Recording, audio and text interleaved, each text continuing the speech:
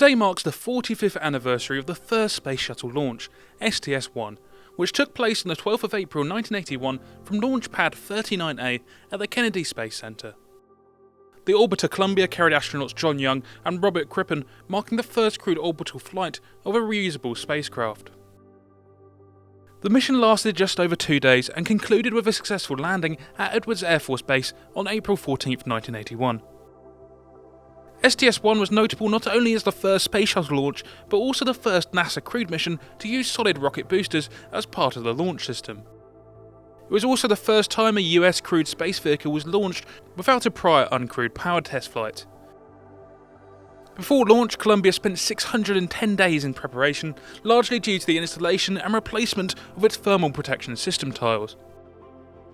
The primary objective of the mission was to achieve a safe ascent into orbit and return safely to Earth. Instead of carrying operational payloads, the shuttle was equipped with a development flight instrumentation package, which recorded data on the vehicle's performance and the stresses experienced during all phases of the mission. All 113 planned test objectives were successfully completed, verifying the orbiter's spaceworthiness. At ignition, the three main engines started first, causing the shuttle stack to flex before the solid rocket boosters ignited, committing the vehicle to launch. As the shuttle ascended, it passed through Max Q, the point of maximum aerodynamic stress, where the main engines were throttled down to reduce structural loads. The solid rocket boosters separated after approximately 2 minutes at an altitude of around 53,000 metres. Main engine cutoff occurred at 8 minutes and 34 seconds into the mission, followed shortly by separation of the external tank. 2 burns of the orbital manoeuvring system placed Columbia into an orbit of approximately 246 by 248 kilometres. The crew reported that the launch was smoother than expected, although the firing of the reaction control system thrusters in orbit produced noticeable shock and vibration.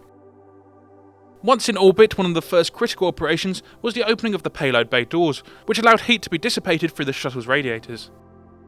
During this process, the crew observed some damage to thermal protection tiles on the orbital manoeuvring system pods. Despite this, the mission continued as planned. Over the course of approximately 53 hours in low Earth orbit, the crew conducted a series of system tests, including navigation alignment, propulsion system checks, thermal performance, and manual and automatic control evaluations. After completing 36 orbits and travelling over 1.7 million kilometres, preparation began for re-entry. A deorbit burn over the Indian Ocean reduced the shuttle's velocity, allowing it to descend into the atmosphere. During re-entry, the spacecraft experienced a communications blackout caused by ionisation around the vehicle. The descent was largely automated, with the shuttle performing a series of banking manoeuvres to manage speed and trajectory. As it approached California, Commander John Young took manual control for the final phase of the flight. The orbiter glided to a landing on runway 23 at Edwards Air Force Base at a speed of approximately 339 km an hour.